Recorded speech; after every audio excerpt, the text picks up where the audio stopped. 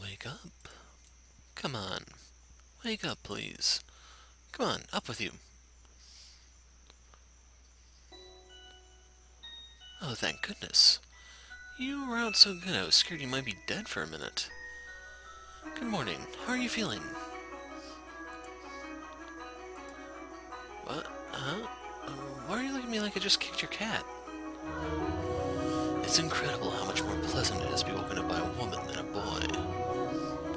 That's the thanks I get for waking you up? Or did I interrupt a nice dream? I did, didn't I?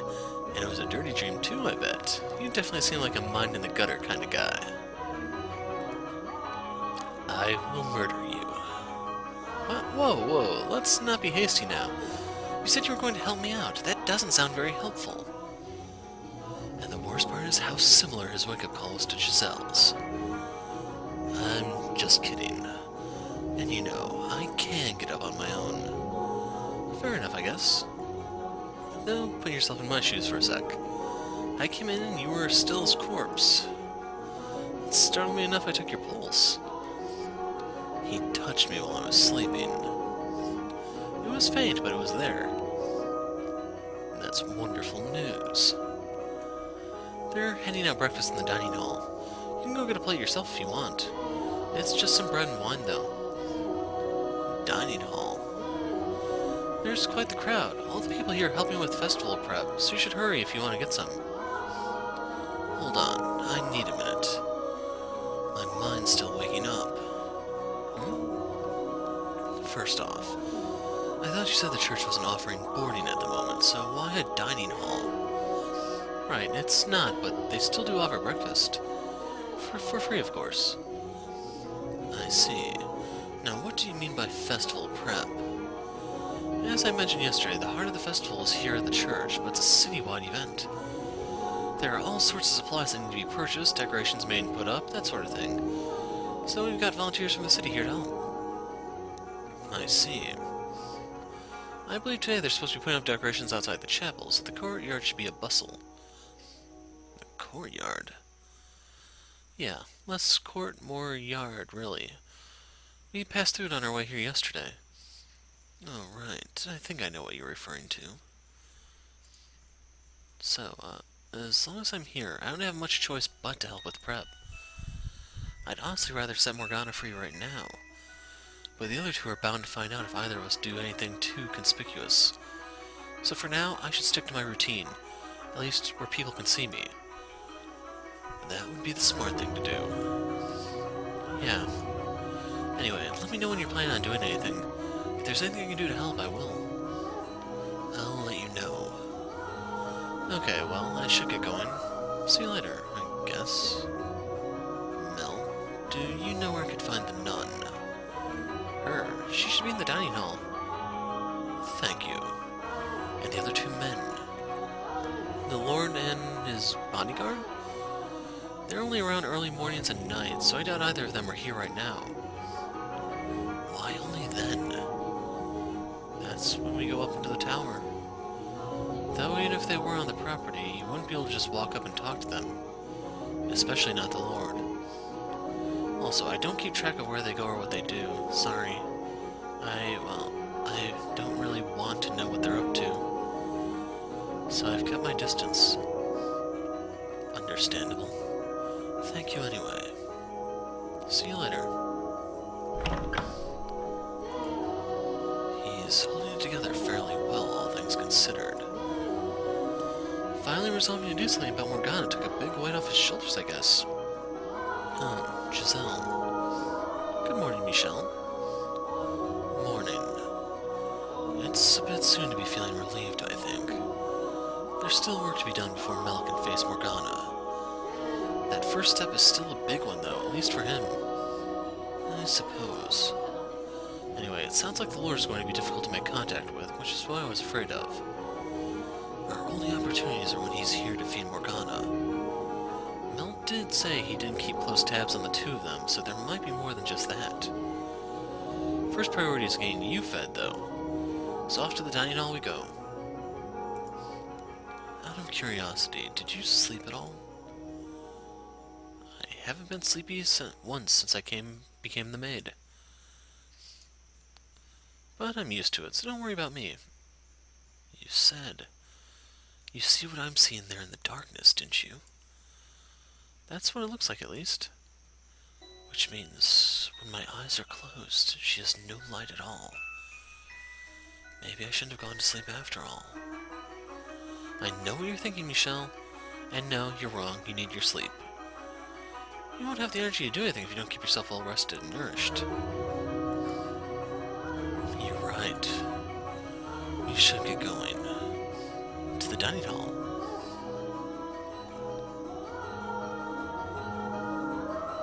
I make my way through the halls to the room with the fireplace, the area I used as a living room, and the area currently serving as a dining hall. Seated in the center of the room is a long table lined with bread and wine. Standing behind the table and handing out food to the long line of people is the nun.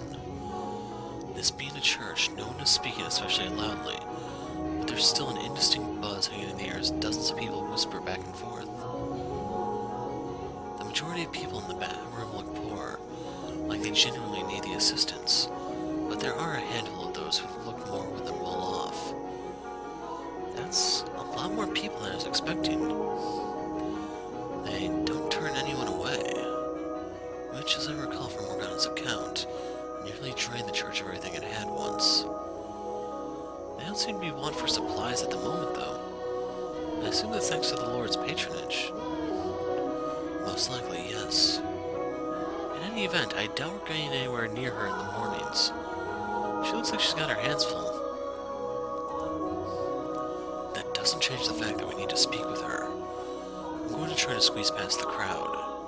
What? Michelle, wait a sec. Hey now, no cutting in line, young man. We've been waiting since dawn. Please, let me through. I have business with the nun. I didn't let you through just because you told me to. This is important. No more important than any of our business.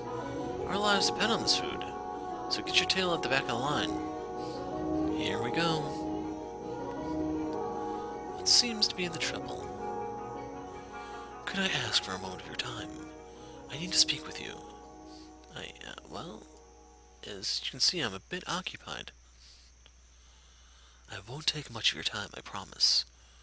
But it's very important to you. Give it a rest already, young man. Can't you see she ain't interested? Give me a hand getting this guy out of here, fellas. What? Wait. Just don't get rough, okay? Of course, Arsentis. Pick it up, young man. You need to have some time outside to cool off. Stop. Watch the hair.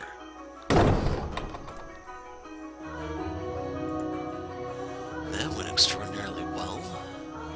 You know, Michelle, sometimes I can't decide whether you're calculated or reckless. And now I realize I never got that bread. We should wait and try and talk to the nun when she's not so busy. She has to have some free time during the day. You're right. Why don't you say we take a look around the mansion while we're waiting? Who knows, maybe we'll run into someone else. Alright. Don't let it get to you. As Mel had said it would be, the mansion was packed compared to yesterday, and most everyone I saw appeared to be excited for the upcoming Harvest Festival. A number of them even greeted me as we passed in the halls. They were so nonchalant about it, I wasn't quite sure how to react. I was amazed that anyone, let alone multiple people, would treat me so normally, considering how far from normal I looked. There were a few surprised looks, of course, but no one called me a demon or an angel based solely on my appearance. Perhaps they were just used to seeing people of all different colors around the city, so they had an easier time accepting the way I looked. No matter what the reason, though, it was quite nice being treated normal. After meandering through the mansion for a while, I make my way to the chapel. Despite knowing I have no way into the tower, part of me still wants to be near it. So I head around to the backside of the podium, with stained glass window towers over me.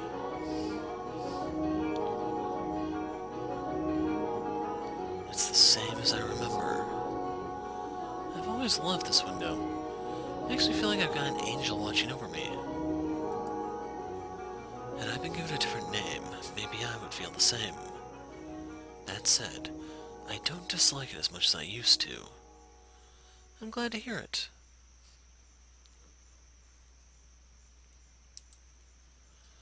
Off to the side, at the very back of the room, is the door leading to the observation tower. It's chained shut, though. That's no surprise. The lock is the same one as I saw back in the mansion, but the chains are just regular chains. They're not glowing with that awful black light. They're simply dull and gray.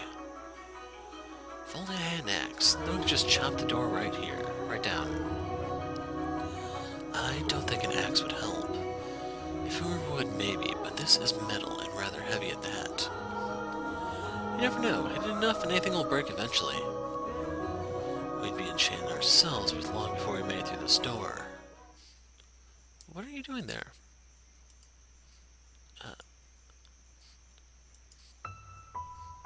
It's him. I was under the impression you and the Lord were only around mornings and nights. And why would you know that? Oops. Who are you?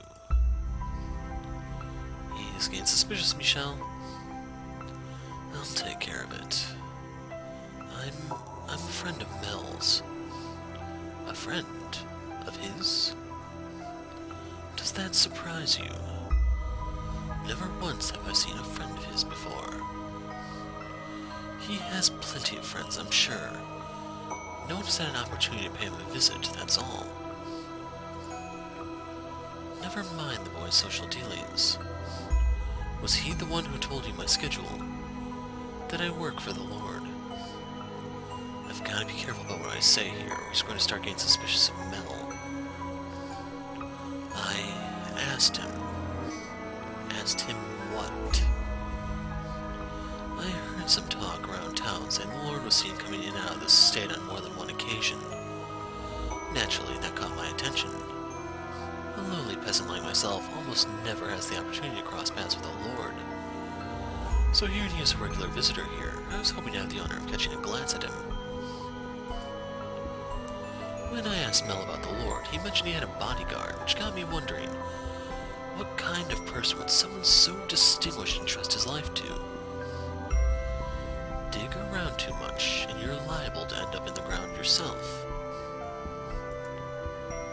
So he told you I was the Lord's bodyguard. Was he not supposed to for some reason?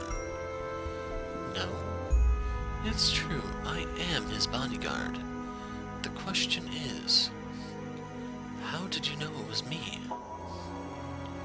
It wasn't difficult. You do rather stand out from the crowd. From Mel's description, I was able to recognize you almost immediately. If our roles were reversed, you would have similarly little trouble identifying me from a short description. The only thing distinct about me is my race. Where do you come from, if I may ask? Beyond the Silk Road. From the east, then. What country? Is that any of your concern? No, I'm just curious. Why is your hair white? Why are your eyes red? They're naturally that color. Is that so? Nature can be quite the ball and chain. Is it just me, or does he sound like he's sympathizing with you? It's hard to say. Honestly, I'm still having trouble reading him. Either way, it sounds like he bought your explanation. So it does, which is a relief. Now, what business do you have with this door? The door was not my objective. I came to look at the stained glass window. I happened to notice a door with an unusual lock off to the side, so I got curious and went to look up at it close. The area behind the pulpit is off limits.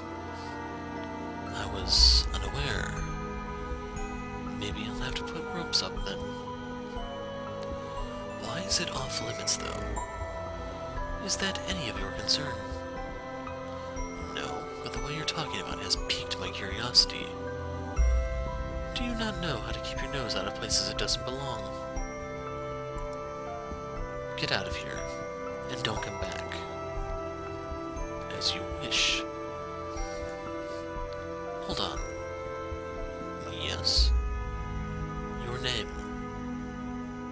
Michelle. Michelle? Almost the same as the angel there. That would be because I was named after him. I see. What an unfortunate name. I despise angels. May I ask what yours is? I have no name. You don't have... What do you... No, never mind. Farewell.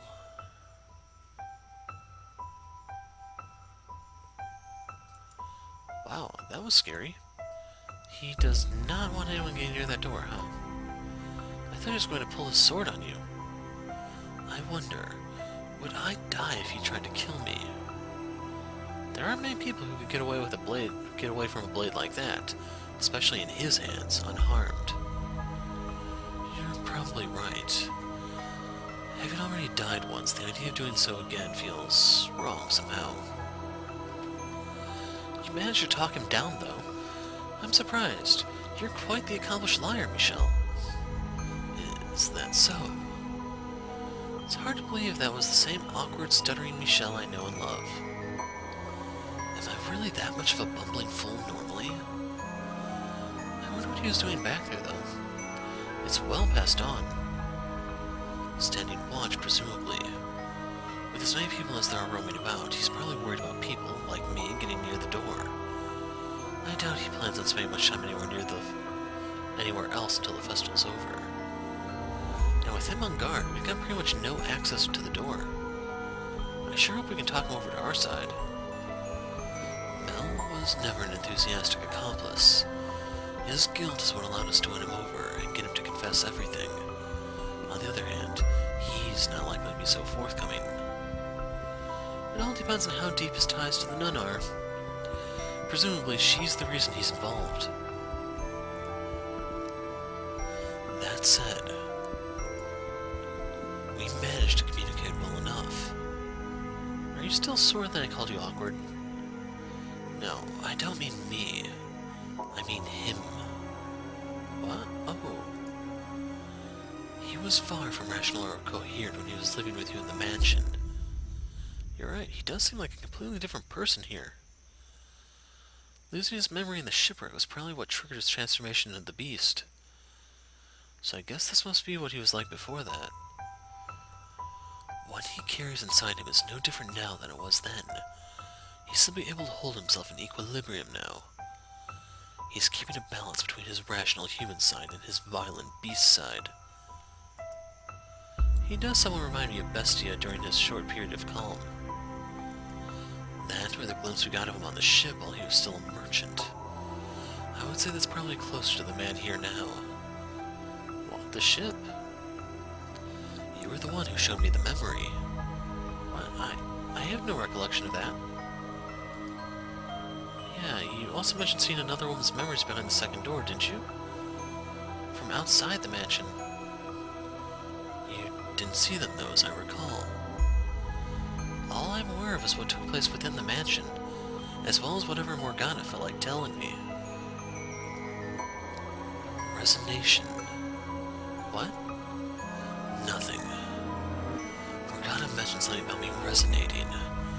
I don't know why I would be capable of such a thing, but because of what it allowed me to see, it's all but impossible for me to ignore the plight of these people. Anyway, the point is, however rational he may appear, we mustn't forget that that is not the whole picture. He is as much a killer in this life as he was in the next. He's a man of many faces. The gentleman he was around his lover, the brutal, merciless man he was on the ship, and the beast that lurks beneath it all. Everyone acts differently depending on who they're around, but there's something unsettling about how he does it. I do wonder what he meant when he said he had no name.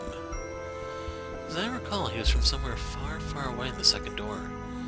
And he looks Asian here too, so maybe he's from the same country. He said he crossed the Silk Road to the eastern end, so the eastern end of the continent, presumably. I wonder if he has the same name or not. It was an unusual name. What was it? Ukulele.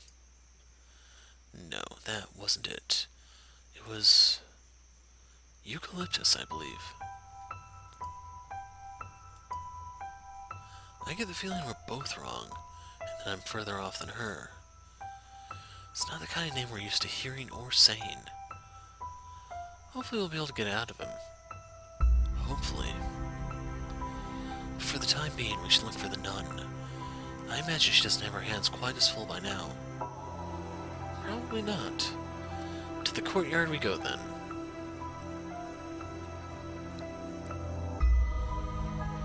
Wow. The crowd just keeps on growing. Are they all helping with the decoration? It would seem so. Preparation for the festival is in full force. I found the nun. She's over there. She's got a bunch of people around her, though. What should we do? I'll force my way through. How about plan B this time? Michelle? Are you alright, Michelle? You went down pretty hard. Oh, you're such a weakling, dearest Michelle. I don't weigh that much. Not enough to knock you over jumping on your back. You gave me no time to brace myself. Pish-posh. My Mel would have no problem catching me, and then he would have spun me around like a princess at a ball. Unreasonable doesn't even begin to describe your expectations. Are you sure you should be running around like that? I thought you were in rather poor health. Amazingly, I'm feeling pretty good, and I haven't even had any medicine today. Maybe because I cleared things up with Mel yesterday. I cried my eyes out last night, but I feel better now. I'm glad to hear it. They do say health is as much mental as it is physical, so you might want to keep getting better. So you might keep getting better if you stay positive. Just don't push yourself. I thank you for your concern, my dearest Michelle. She's taken quite a liking to you. How do you like that? It's nice, isn't it? I'm more not sure how to react. Oh, just go along with it. You know you want to. I wish I could be there too. I want to pat that sweet little head of hers. What do you think she is? A cat? Now that she's opened up, though, I will admit she is rather sweet. There you are, Nellie. Don't run off like that. You scared me. It's not my fault you lost sight of me, dearest Mel. I'll try to keep a better eye on you. So you came to check out the courtyard, Michelle. You know, you really stand out from the crowd. You're so pale I could tell it was you from way off in the distance. I'm well aware of how conspicuous I am. Where everyone's acting so unconcerned is honestly kind of disconcerting. I can't say people don't think you look unusual, but no one's afraid of you or anything. It's not easy looking different from everyone else, is it? It comes with its disadvantages, yes. And she would have had to deal with the same thing. That's another thing I regret. I wish I could have treated her more like a regular person. I guess I just wasn't mature enough to accept her. You spent much of your life in a very sheltered environment, so it's only human that you would have difficulty accepting something that didn't fit within your view of the world. That doesn't make you a bad person. Regardless, you did treat her like a regular person. That's the reason she accepted your invitations to go on walks. I guess? Question. You know what she looks like, right? I do. What did you think the first time you saw it? I know that's not the most tactful question, but I thought nothing of it. I simply saw her as a person, as a girl. I see. Well, what do you know? It looks like I am a bad guy. And you're a right saint. No, I've simply seen much worse. You know, You kind of remind me of her. I do? I mean, you're much more personable than her, but... Oh, what's the word? It's not just the way you look, but there's something a little different than everyone else about you. Like an aura or something, I'm not sure. Oh, I'm sorry if I offended you. I wasn't trying to insult you or anything. But, I mean, like yesterday, you were talking like a prophet. I'm almost beginning to think that maybe you really did see a vision from God. Enough with all the grown-up talk already. You lost me ages ago. Yeah, sorry. Who cares if Michel is a saint or a prophet or the Archangel himself? Michel is my second brother. Besides, he doesn't look all that weird to me. The saintess is probably just an ordinary girl too. If I'm big enough now that I won't... I'm big enough now that I won't think badly of her no matter what she looks like. You are, yeah. And when she's free and feeling better again, maybe we can get together and bake something. That'd be lots of fun. She'll forgive you, I'm sure of it. You know, maybe we shouldn't be talking about this so loudly. Wouldn't want anyone to overhear us. Right, sorry. But everyone's so busy prepping for the festival, I'm sure we're fine. Better safe than sorry, though. As you say, dearest Mel. So, Michel, are you here to help with prep? No, I was hoping I could find some time to talk with the nun. With all the people coming and going, she's going to have her hands full until the festival starts. Well, that's unfortunate.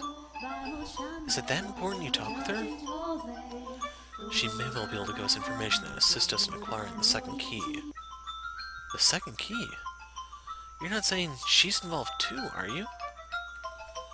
By my estimation, she doesn't know anything. She is, however, very much connected to the swordsman. Much like how you acted to help Much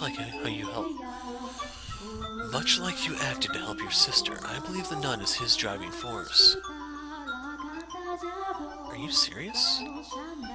I find that hard to believe. I mean, she's such a loving, charitable woman. And he's, well, a savage brute. A murderer. It has to be her, though. Have you ever seen the two of them acting particularly close? Never. She's kind to everyone. I've seen them talking once or twice, sure. But she wasn't acting any differently than she does around anyone else. It certainly didn't seem like they had anything going on. Maybe they're hiding it? Surely there's something between them. I would certainly presume so. Nuns aren't allowed to be romantically involved, so they could be having secret trysts. A forbidden romance. How exciting. So you need to talk with her then, Michel. Leave it to me. You can do it? Well, right now she's showing people how to make the decorations. Weaving straw into crowns and flowers and other things. I know how to make them too, so I can take her place teaching for a little. I would appreciate it, but if anyone should be offering to help, it's me. There's a bunch of them already done, like over there, hanging off the tree branches. Can you make those? They're very intricately designed. You'd have to be really good at weaving to make those, let alone teach other people how. You should take her up on her offer. You're right. Your assistance would be greatly appreciated. You got it. I'll let her know you want to talk, so just hold tight. And you, dearest Mel, are coming with me. You get to help make decorations. I'm no good at this stuff, though. Nope, I said you're coming and that's all there is to it. With me as your teacher, you'll be a pro in no time.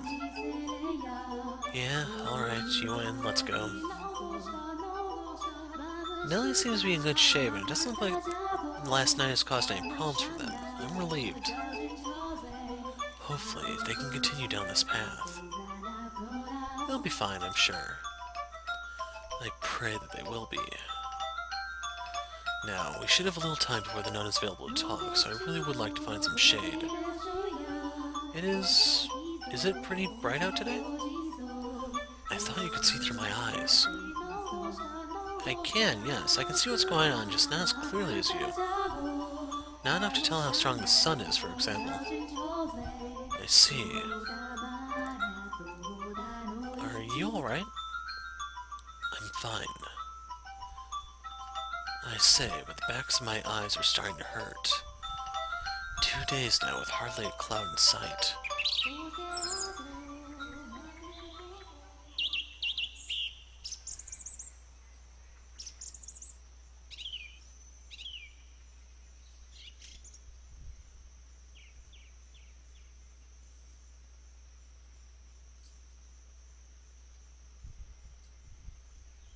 There you are. I hope I didn't keep you waiting too long. No, no worries. I apologize for pulling you away from your duties at such a busy time. After that little surprise this morning, I figured you must really have something you want to say. I do. Something very important. And if possible, I would like to discuss it with you somewhere more private. Let me guess. You're going to propose to me. Now, you should know better than that. I am a servant of God the Father. He is the only companion I'm permitted to have. I know, I just want to... I know, I'm kidding. I just wanted to tease you a bit. I can't be away for very long, though, alright? I will do my best to keep it short. Okay, let's head inside and find a room, then. After you. May I ask you something, Giselle? What? Yes, what is it? Is there something about me that makes people want to tease me? No, not at all. What would ever give you that idea? If you say so.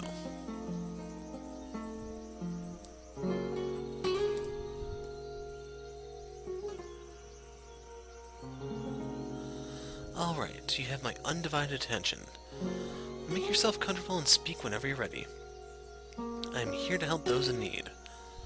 My ears are at your service. The good, the bad, the ugly. Tell me anything and everything. You're a nun. You should probably be a little more particular with your conversation topics. What's wrong? Nothing. I actually want to talk to you about you rather than myself. About me? You or the people you associate with, I suppose. Are you acquaintances with that Asian swordsman? The Lord's bodyguard? I mean, I know of him, but I can't say I know terribly much about him. What? I was under the impression you were quite intimate with him. Did someone tell you we were? No, that was just the feeling I had. Remember, I am a nun. Whatever you think you saw, you were probably imagining. I'm not allowed to give any man special treatment, let alone be intimate with one. There's something between you two, though. What do you mean, something between us? Maybe you should try telling her what we know about him here. His primary motivation is to keep her church running, after all. Is he not here to keep this church, your church, in operation? Is he what? Did he tell you he was?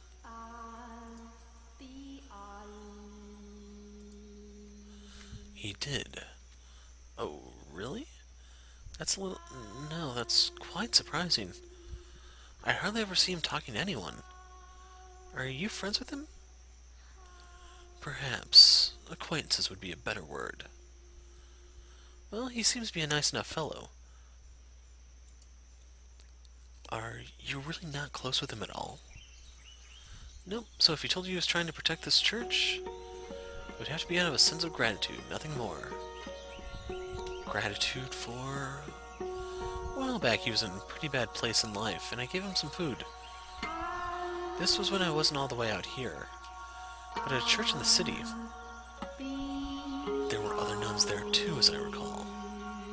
Right. We also served as an orphanage, so it was us and a ton of children. I've since fallen out of touch with them, though. But as servants of God, it is our responsibility to offer assistance to those in need. which is exactly what I did for him. No special treatment, I just did the right thing. So whatever you think you saw between us, there's nothing there. You're Pauline, though, aren't you? No, my name is Marie. Marie? How can that be? How can she not be her? Marie. That sounds a lot like a name we heard behind the third door. But I don't think they're the same person. I concur. There's no guarantee everyone's name has to be the same. Mel's and Nellie's were, which just made us think they all would be. That's true. And on the subject of assumptions, it's possible her connection to the swordsman is also a flawed one. Because again, all we have to go on is Mel and Nellie.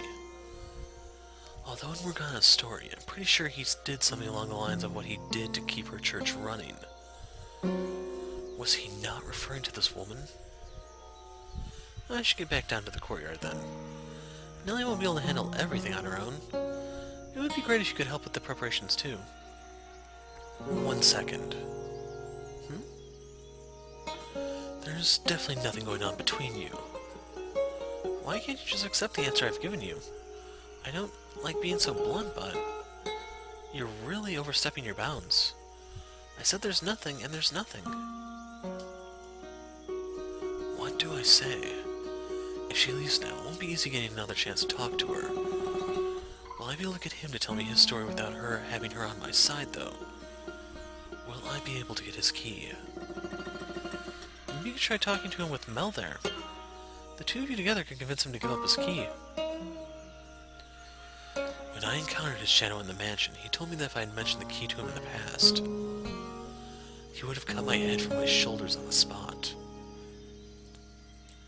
Then, should we try to find the Lord first instead? I think I'll try to shake her up. Take a leap of faith on there being something between them. Happy now? I should really get going. Hold on. Just one last thing. Yes? Would it be possible for you to grant me access to the observation tower? The tower? Why? Because the Lord and his bodyguard are keeping someone imprisoned at the top of it. What? They locked up a girl with miracle blood. It's not very appropriate to joke about things like that. I am not joking. The medicine you are handing out, that's real human blood. What proof do you have? I have someone else who can corroborate my story. And what proof do you have that they're telling the truth? When you hear what he has to say, you'll know. But the greatest proof is his key. Sorry, but there's no way I can believe someone's being imprisoned there. Your claims are an affront not only to the good people who give their time, money, and hard work for the church, but to God himself. Open the door and you can see for yourself. I can't. I don't have the keys. And does that not seem the slightest bit unusual to you? Does it not make you think they may be hiding something? No, because I know what's being kept in the tower. You know? The observation tower is the Lord's personal property. He stores his money and valuables in there because the church is less likely to be broken into than his estate. His money? Even thieves fear God. So you can understand why you want to keep his property here. Does that actually make sense, though? If he's so afraid of thieves, surely he can afford to hire guards. He doesn't like keeping guards around. Why not? Haven't you heard? There have been several failed assassination attempts. The Lord is not a bad man. He can just be rather aggressive in his work, which has a tendency to make a man enemies, some of whom want to see him dead, and keeping his wealth at hand only increases that risk. Now, are you satisfied? Insist all you like, but he's not keeping money in the tower. He's gotta... Are you you after the Lord's wealth? Is that what this is about? What? Again, I don't like being so blunt, but who do you think I'm more likely to believe? The Lord who has been supporting me in this church, or you who showed up out of nowhere demanding me to open the door? I'm telling the truth. There's a dying girl in that tower. I'm sorry, and I don't want to do this, but if you keep this up, I'm going to have to call the guards. I really must be going now. The swordsman, he helped imprison the girl in that tower, so he can get the money necessary to keep your church up and running. With your help, we could stop this. Take some time to cool off. Would it have killed her to be a little more open-minded? I really hope she considers the possibility we're telling the truth, even just a little bit. Is she so defensive because she trusts the Lord that much? Or is her trust in the swordsman? Or maybe it's simply because she doesn't trust me. I think I'll head back to the courtyard. I need some time to consider our next move. That's a good idea. And there might be something Mel and Nellie can do to help us. Perhaps. With the nun denying any involvement with the swordsman, and him being so inscrutable, I find myself at a complete loss as to how to go about crossing the wall standing in the way of getting the truth out of him. My mind brings me back to the events of the second door, the most savage of the three tragedies. The things he did were undeniably inhuman, which makes me wonder if his perspective on these events would have any influence on Morgana's perception of him. If at all, a positive influence seems less likely. Was he a man, or was he a beast? If nothing else, he wanted to be a human in the beginning. What was it that he truly desired? If he hadn't been under Morgana's curse, would he have wanted to be the same killer he was?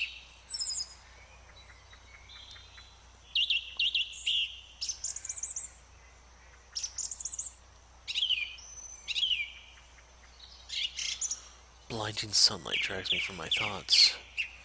A radiance brighter, more intense than any I've been under today. Or rather, it's probably mine interpreting that way because my eyes can't handle anymore. In a matter of moments, all I can see is white. Michelle, are you alright? I feel a sharp pain, like someone yanking at the back of my eyes. I'm fine.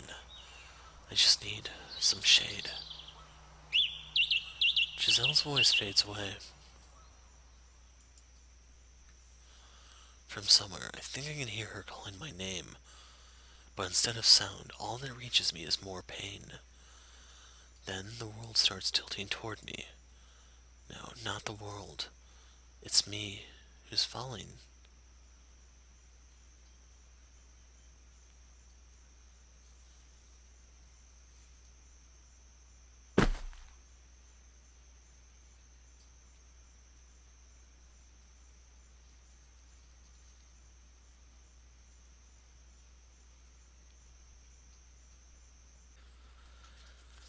I'm not at the mansion?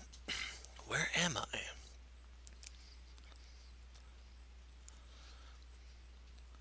You're awake. Morgana, what are you doing here? Does my appearance disturb you? That is to be expected, I suppose. I'm hardly what you call attractive, after all. Morgana. How do you know my name? How do I know your name? I came to save you. Where is this? Aren't you in the... Huh? What just happened? I tried to say observation tower, and my voice completely disappeared. Where is this? I'm not sure how you couldn't know. This is the witch's cottage by the lake. I found you unconscious outside my door, so I presumed you came here in search of my herbal medication. Unconscious? Outside her door? Your arm. What?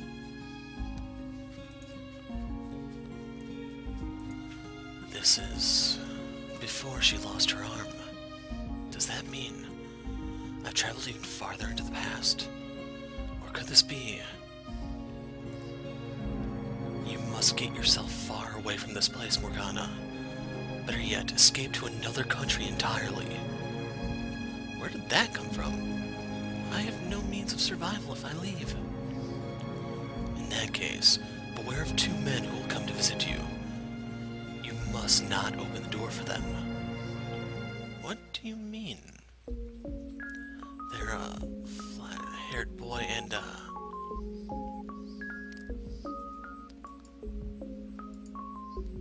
Why do I lose my voice for all the important details? Is this really the cottage by the lake? Take a look out the window and see for yourself. There's nothing there. Nothing outside the window. No, that's not exactly right. A reddish-black fog churns beyond the window. A pretty lake, is it not? Not that I have any place talking about beauty. Now I understand. This isn't the real world. Is it your world then, Morgana? Or is it a world within our dreams?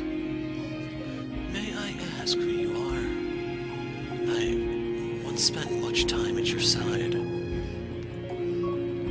This is also very strange. It was always you who was talking to me, and now you don't even know my name. Shall we talk for a bit, Morgana?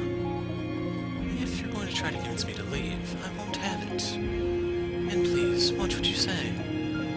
There's something very unsettling about your choice of words.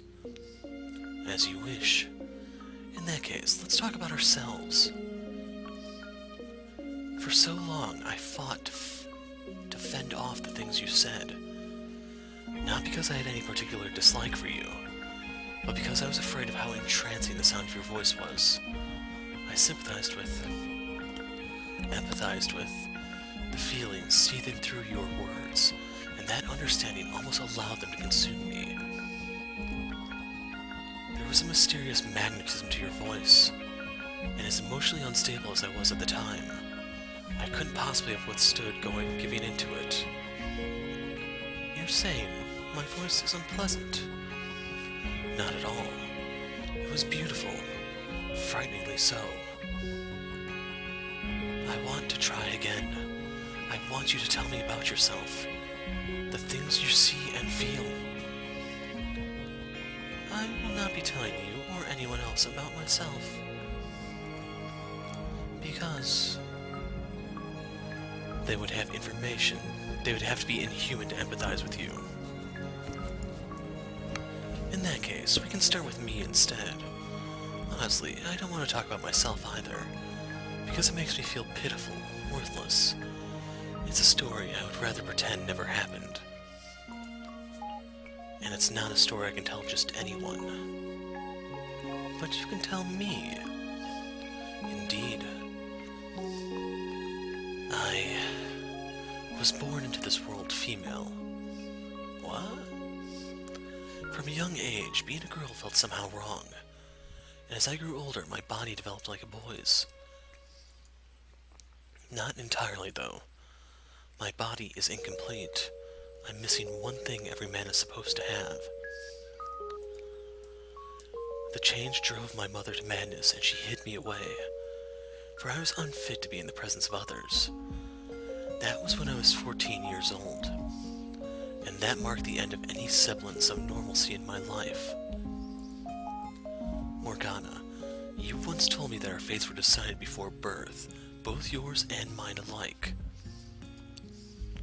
I spent my whole life rejecting that notion, insisting I was a normal person, fighting to prove I was indeed male.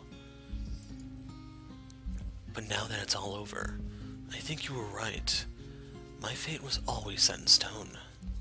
And perhaps, if I had stopped trying to fight it, if I had shut up and accepted it, I could have lived a longer life. I could have not left Giselle behind. Do you regret your choice? No, I do not. No matter what could have been, I had to hold my ground. I had to keep shouting, because if I hadn't, it would have rendered my very existence meaningless. No matter what misfortune the decision may have brought, I must not regret it. Everyone has some principle, some belief, some fundamental aspect of themselves that they always must stand in unwavering support of. Or perhaps must not lose sight of would be a better way to put it. For if we do, we lose sight of ourselves. For most people, these beliefs have probably been internalized so deeply they aren't even aware they hold them. But what we carry inside us is unique. Difficult for other people to understand, to accept, forcing us to walk a path of solitude and persecution. I believe you genuinely do have miraculous powers. And who knows, maybe your blood is special too, but I think your real power lies in your voice, and its ability to enchant anyone who hears it. But it was something you were born with, not something you asked for. Was it not? I am a saint and the daughter of God. That is the lot I was given, and that is the path I must walk. If I stray from that path or stop walking, I will no longer be myself. It would make me worthless. We mustn't lament the solitude we were dealt. Maybe not, but I think that if either of us had someone, even one person who accepted us, it would have caused us to see the world in a much different light. I know you had people like that, who treated you like a regular girl. But they're gone now. And you have never leaned on their memory. It comes back to me from time to time. But even then, they were different than me. They were so full of kindness, so very human. And well, they taught me to experience their joy. Not even they could change what I ultimately am. I left my humanity behind far too early in my life. And what about you? Do you have anyone special? I do. And do they treat you like a normal person? She does. However, you still know that you're different, that you can't fit in with everyone else, that you're abnormal. You do, don't you? I am very conscious of that fact, that on a fundamental level, I am still gray, and that so long as I am who I am, that will always be so. Nevertheless, her acceptance allowed me to step onto the path she walked, a path wide enough even for me, despite my abnormality. You are, I expect, only half right about that.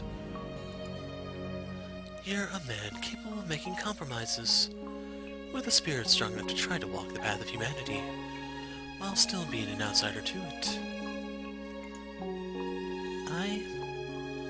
I could never do that. Someone could be standing there, some ordinary but incredibly kind and accepting person, holding their hand out for me. And I don't think I could take it, because I know that if I do, it will only bring more pain. So if I am to take anyone's hand, it must be someone inhuman, someone fundamentally abnormal, and not just mentally or emotionally, but on a deeper level, intrinsically different. Morgana. Maybe you could do it. Maybe you could even understand even the tiniest bit of my fate. You could do that, couldn't you? Then do it. Understand me. Empathize with me. Take some of the weight off my back. Morgana. I have every intention of doing anything I can. But you have to understand, I am not from this time, Morgana. I cannot promise you I will be around much longer. So instead, take as much time as you need to find someone who will accept you, and with them, slowly bring yourself back onto the path of humanity. It will not be easy, I know. Constant fear at the looks people give you, dreading the things they think and feel about you. Terrified by the thought they might abandon you at any moment. The ever-present anxiety about whether you're able to fit in with them. But I know you can do it. I know you can bring yourself back to a place you can love, like what you had 4 years ago. You really are.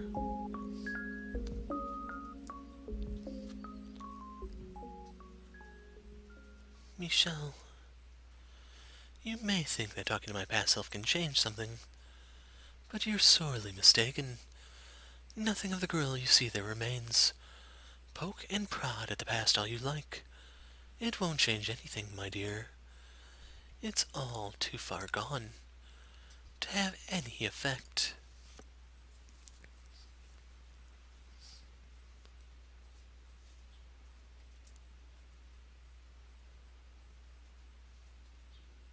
Michelle. Michelle, are you there? Are you all right? Get up, Michelle, please.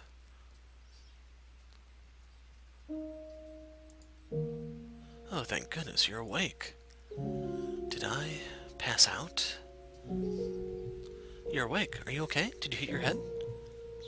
Nelly. You gave everyone a big scare, dearest Michelle. All of a sudden you were just on the ground. Were you feeling unwell? No, I just have natural sensitivity to sunlight. I apologize for any concern I caused you. Sorry for worrying you too, Giselle. And for that rather shameful display. No need to apologize. Like you said, you're sensitive to sunlight. I'm just glad you're alright, Michelle. If anything, I should be the one apologizing for putting so much pressure on you. I had no idea it was so bright out. As long as you're not sick or anything. So you're feeling better now? My head still hurts a little, but yes, I'm fine. What time is it? Almost supper time, which means I better get back to the cottage. Was I really out that long? At least you woke up before supper. I should get going though. See you tomorrow, Michelle. Good night, Nellie. Tomorrow is the day before Morgana's supposed to die. Our time is limited enough as it is. That said, Giselle, I saw Morgana. What do you mean? How? I don't know if it was in a world of her creation or simply a dream, but in it I spoke with Morgana when she was still alive. What was she like? Not like the Morgana we know now, not someone who seems to feed off hatred. So she really was a saint in life like Mel described her? Though I got the impression of being a saint was more like a chain around her ankle, the only way she was able to derive meaning from her life.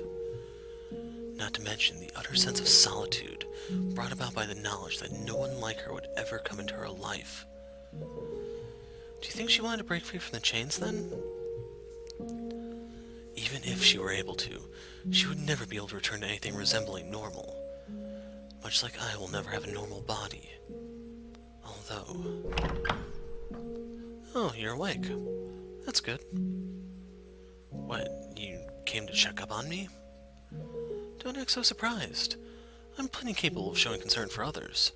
That said, no, that's actually not why I'm here. He looks pale. I know you're not feeling well, but if you're up to it, would you mind joining me for supper? I don't know why you'd make such a big deal about asking me to. He's the one asking. I think he's getting suspicious. I see. I apologize for not handling my encounter with him better. Don't be. If he was sure I was playing him, I wouldn't be here. So don't blame yourself. Though, I would still appreciate it if you came. Absolutely. Turning him down will only give him more reason to be suspicious. True enough. I'll do my best not to let anything slip. You try and do the same, alright? Of course. Well, let's get going then. Could the nun have told him what I said to her? Whatever this is about, we don't want to keep him waiting. Be on your guard. I will.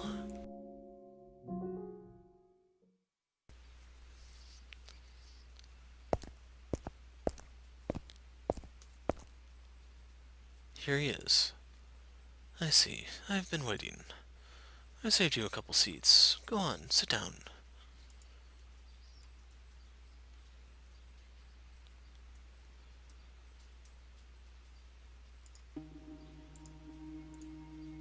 This is unbearable. What's the matter, Mel? You've hardly touched your food. Lost your appetite? I've never been a very big eater. No? Then why don't you give the rest to your friend here? It's a bit bland, but it's passable. Wouldn't you say? This pressure is nothing if not overwhelming. How does he expect anyone to eat with the air so tense? And Mel refuses to even look at him. Considering he's the reason Mel's involved in this at all, I can understand not wanting to make eye contact. Or even be in the same room. Are you not going to eat either? Don't worry, there's no poison in it. The thought never even crossed my mind. Why would you think I'd be concerned about my meal being poisoned? It was only a joke. I don't see the Lord anywhere. He's gone back to his estate. I thought you were his bodyguard. He's a lord. He has more than one guard. Why did you invite us to supper? Is there any reason I shouldn't have? There are plenty. Such as, like... I imagine anyone would feel a bit overwhelmed dining with the Lord's personal bodyguard. Like that.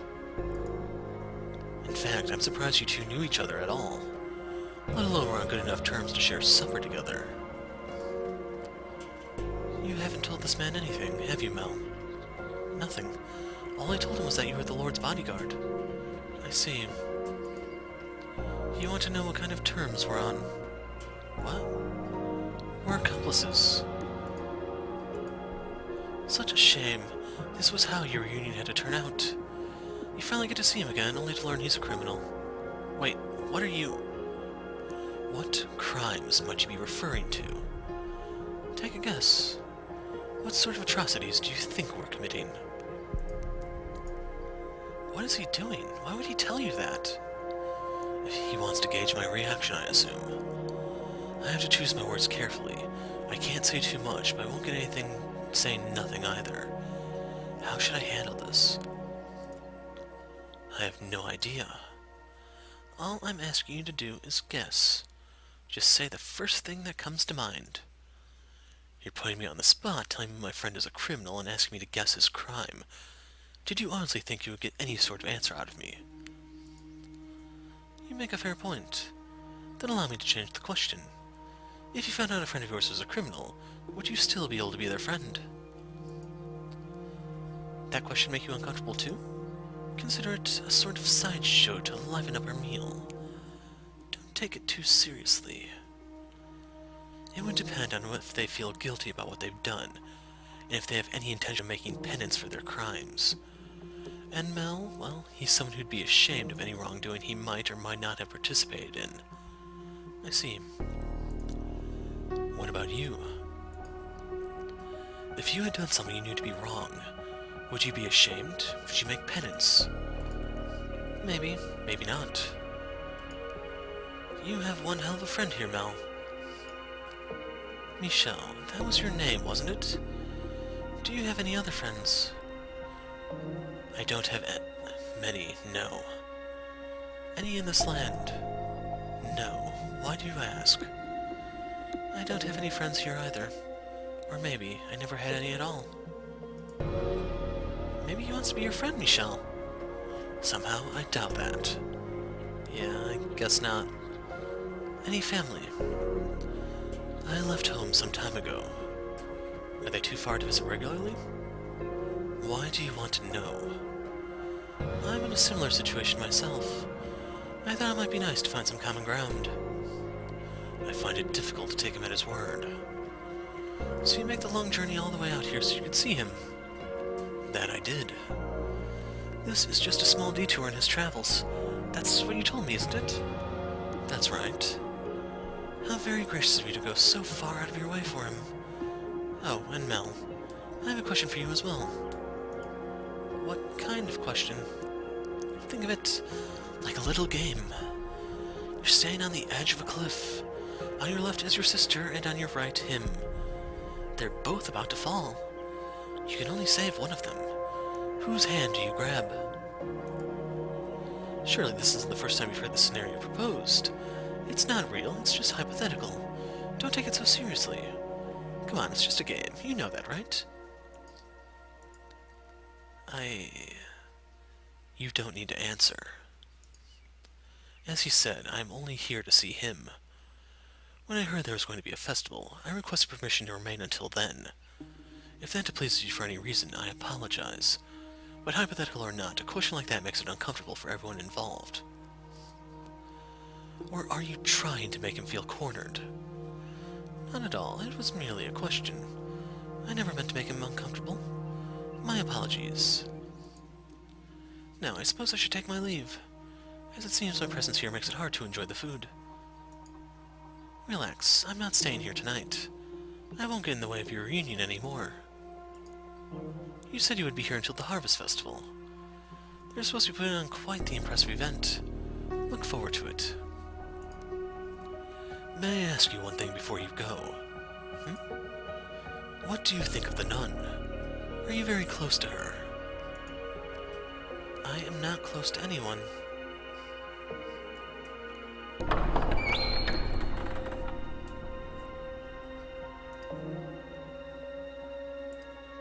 So, yeah, thank you. I was hoping to handle it better than that, but I just can't seem to keep it together around him. I'm really sorry. I can hardly blame you. Thanks. There's something really unsettling about him. I can't say I disagree. What was the deal with that question anyway? The cliff one? Yeah. I think it's best if you don't linger on it. Any way you look at it, he had to be... Never mind. Anyway, keep your eye out. You probably want to be extra careful tonight. After all that, I'm scared he might be up to something. There's no saying where he actually went. I'm with Mel. I have a bad feeling about what he might do. After a conversation like that, you'd have to be crazy not to be on alert. That would be wise, yes. I plan to head straight back to my room. Sounds like a good plan. Do you really think we'll be able to get his key? I still can't bring myself to believe there's anything between him and the Saintess. And the Lord's pretty much always inaccessible. Does the Lord say anything when you're all together? Such as... anything at all? Something to give me an idea of what kind of person he is. Sorry, I've got nothing. I usually keep my mouth shut when I'm with them, and they hardly talk to each other either. I see. Sorry. I'm pretty sure you've already heard this, but the Lord's an incredibly suspicious man. I'm not sure he's capable of trusting anyone at all. So it's not really a situation where I can go up and ask him about his personal life.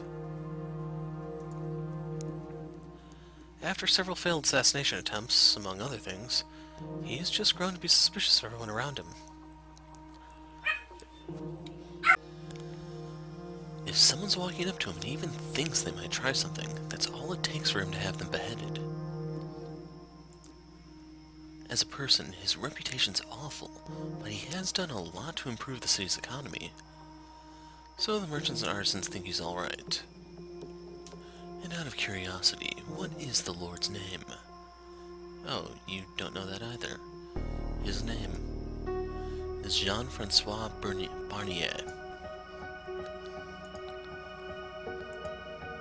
What? That name doesn't fit him at all. Not one bit. He does not look like a Jean-Francois. Could that mean he's not the Lord then? No, the Lord is the only person who did enough to earn Morgana's wrath and be on the receiving end of her reconstruction wish. It has to be him.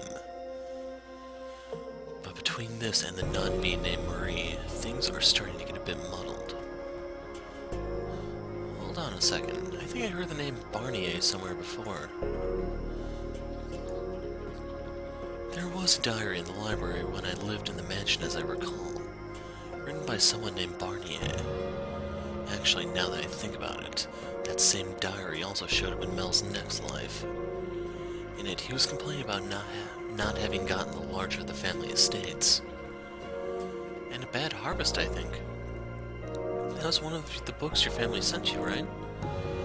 Actually, that was the one book they didn't. It was already in the library when I arrived. You think he could have written it? And here I thought it was just the scribblings of a disgruntled noble. If the book really is that old, I'm amazed it was in such good condition for so long. We can't be more than 100 years behind our own time, so it's not inconceivable it would still be in good shape then. The mill came back many hundreds of years after that. It's almost like it was frozen in time. You know, I think time actually may have stopped during the times the mansion wasn't present in the living world. I kept it clean, yes. But one person going around dusting wouldn't be enough to keep it from falling into disrepair over hundreds of years. Just what on earth is that mansion? Is it also a part of Morgana's miracle? What's the matter? You've just been standing there staring off into space. Sorry, I got lost in thought. You seem to do that a lot, to just go off into your own world. I swear, you've got to be more absent-minded than me. That's not important though, I guess. Anyway, so I've been trying to think of ways I can help, but sorry, I haven't been able to come up with anything. It's fine. I'm simply glad to have you on my side. Sure. Well, I should get back to my room. If you have any good ideas, let me know. I will. I should head back too.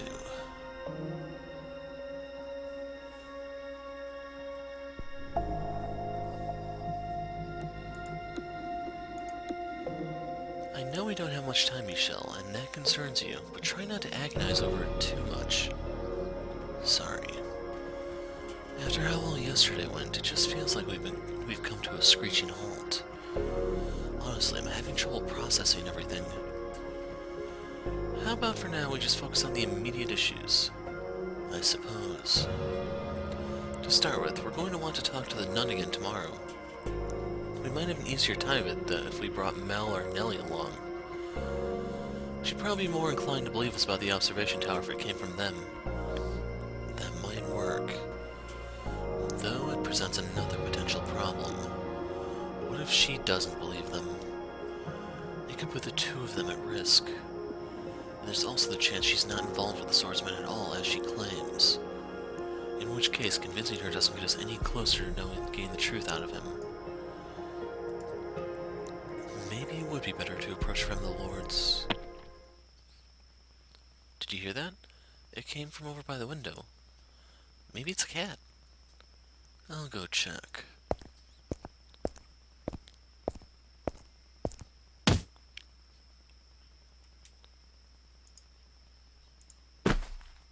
Damn it! There's someone in here.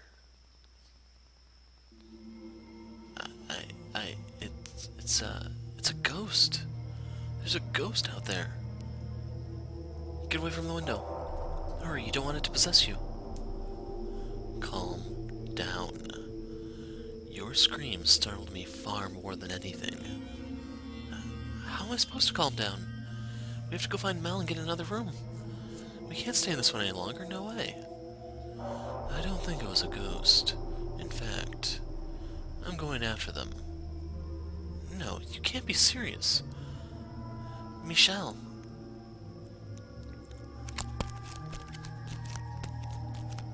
I'm pretty sure they went this way.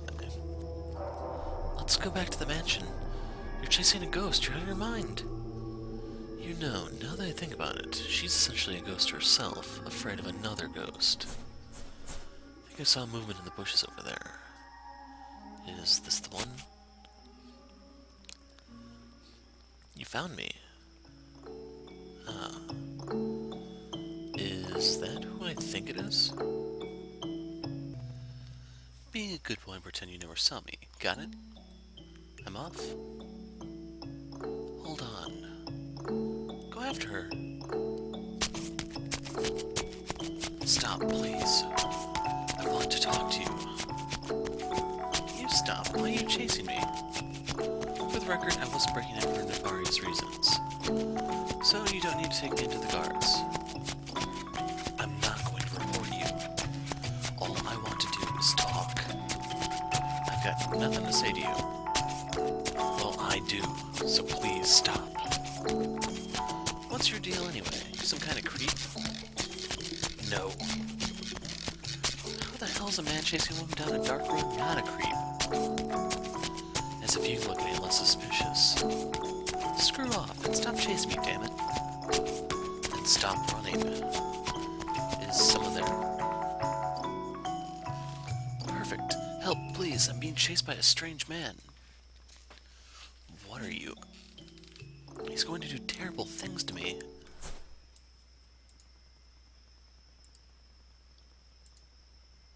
Is this as bad as it looks?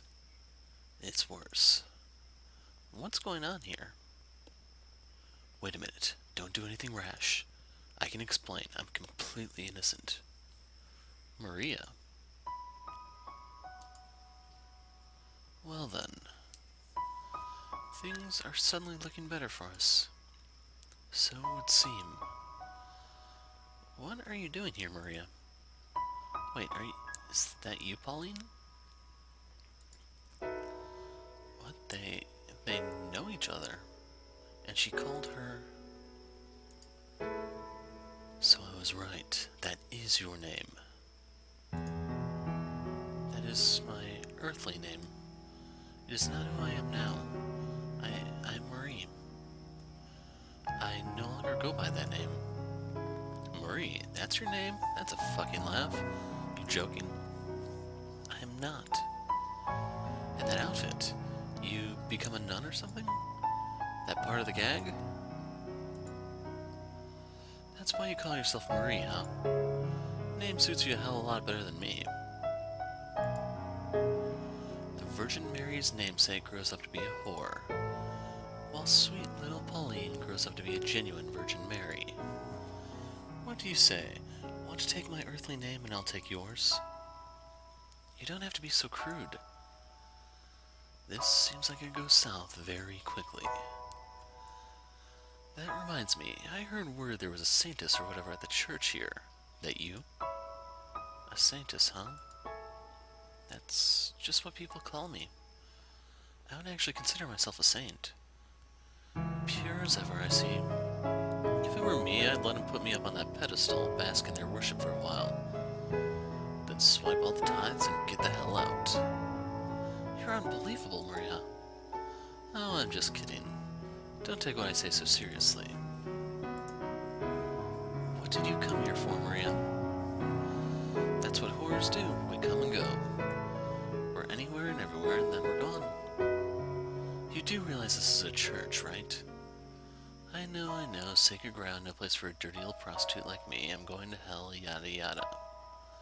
I didn't say that. I would prefer you refrain from working on church property. I was on my way, in fact. But then that white-haired dude came after me. I do believe you tried to break into my room first. What? Hey, you keep your mouth shut. You tried to break in? What for? What's it matter for? I'm a whore. Maybe someone hired me. Or maybe I came to pillage the tithe box. Was it the Lord? Is that who you came to see? Huh? Why would you assume the Lord of all people? There are plenty of other men who need my services. I thought there might be something between you two. There's nothing between us. Everyone's denying their connections to each other. So, since you're here, Maria, do you want to stop by my place for a bit? So you can grill me about what I'm here for? No, I will admit I'm curious, but if you don't want to talk about it, I won't try and force you. We just haven't seen each other in so long. I'm sure we've got plenty to catch up on. Come on, surely you can stay for tea at least. They don't call you the Santas for nothing, huh?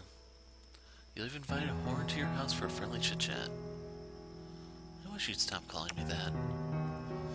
You're an old friend who I haven't seen in years. It's only natural to want to catch up, is it not? They're old friends. Not sure that exactly applies to us, you know.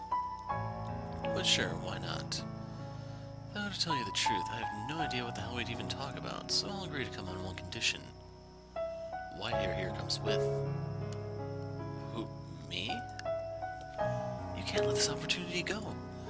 Now that we know the nun is Pauline, we might be able to get more out of her. That's fair, but still. I'm not sure how comfortable I am bringing a man into my house with only girls. And I'm not sure how comfortable I am going. What's the big deal? You afraid he might turn feral? No, he ain't that kind of guy. You've got nothing to worry about.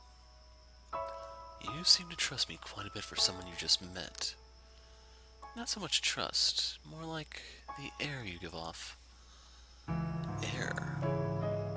You don't look like you got the balls to do it. What did you just say? Damn it.